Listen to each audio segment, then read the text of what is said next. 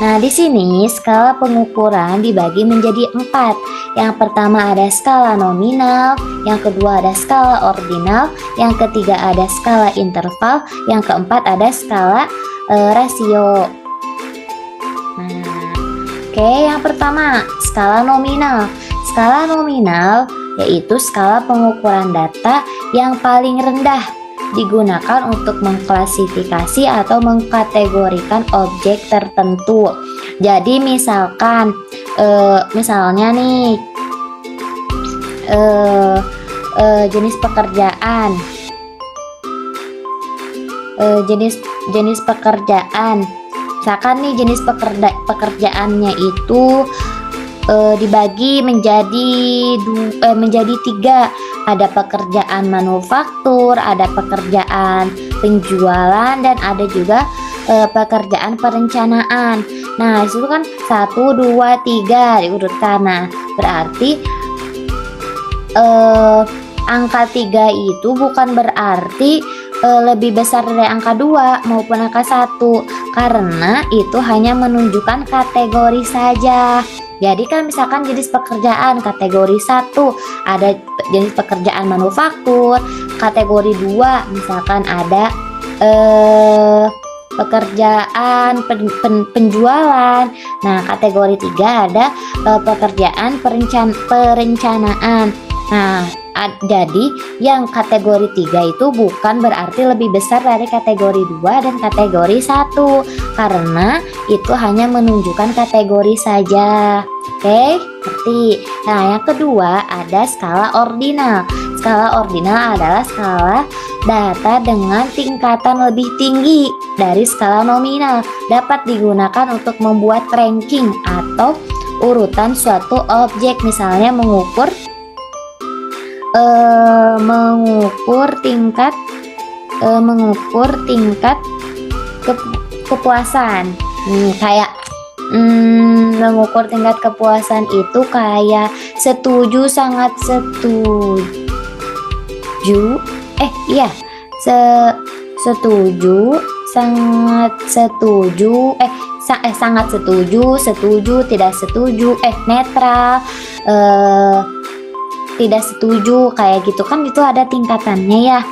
Mengukur tingkat kepuasan misalkan, atau juga sangat produktif, cukup produktif, atau tidak produktif, atau kurang produktif. Jadi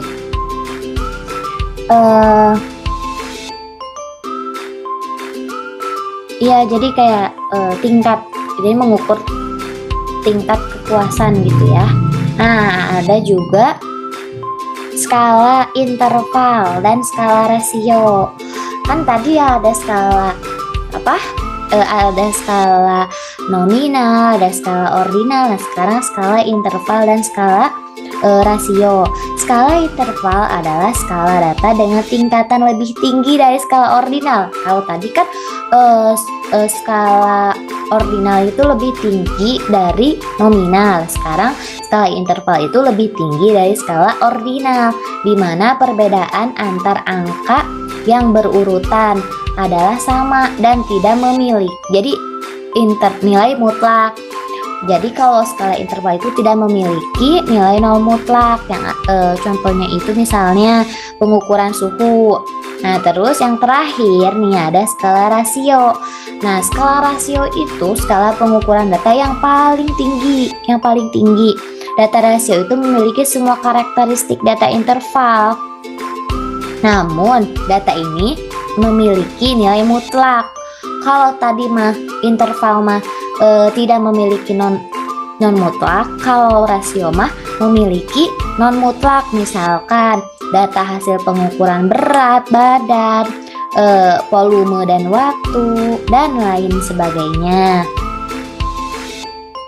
Nah, selanjutnya itu ada populasi dan sampel.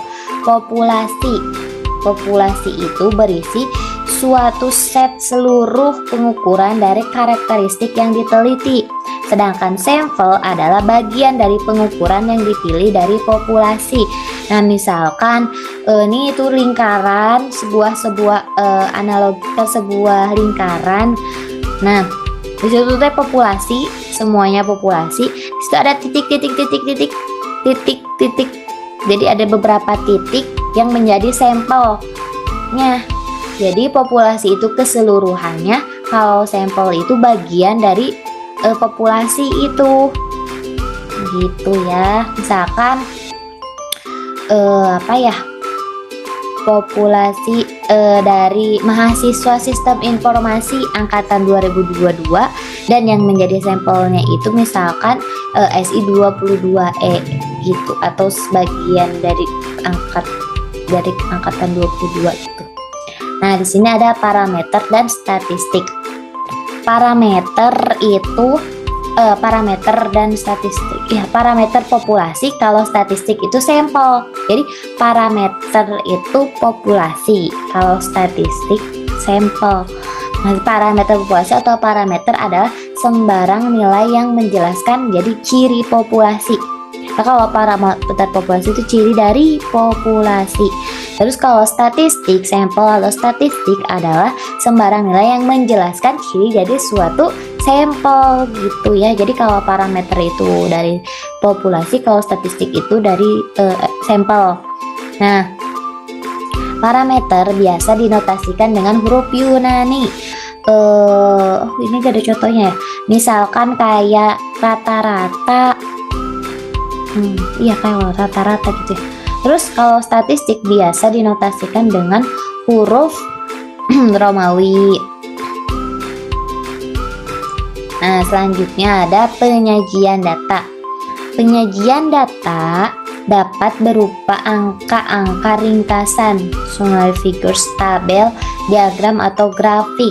Tabel merupakan, jadi penyajian data itu berupa angka-angka ringkasan. Nah, tabel merupakan kumpulan angka-angka yang disusun menurut kategori-kategori sehingga memudahkan untuk pembuatan analisis data.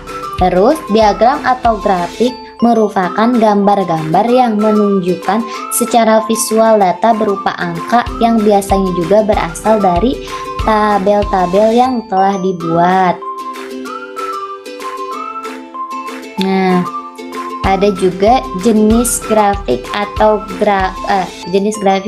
gambar. Nah, di sini jenis grafik ada 5 ya. Ada 5. Yang pertama itu grafik garis, line chart atau grafik bat. Yang kedua ada grafik batangan atau bar chart. Yang ketiga grafik lingkaran atau pie chart lupa. Yang keempat grafik gambar atau pictogram chart. Yang kelima, yang terakhir itu ada diagram pencar atau scatter diagram. Nah, kita lihat ya di sini. Nah, ini itu berarti diagram batangan, ini diagram lingkaran, kalau ini diagram line garis ya.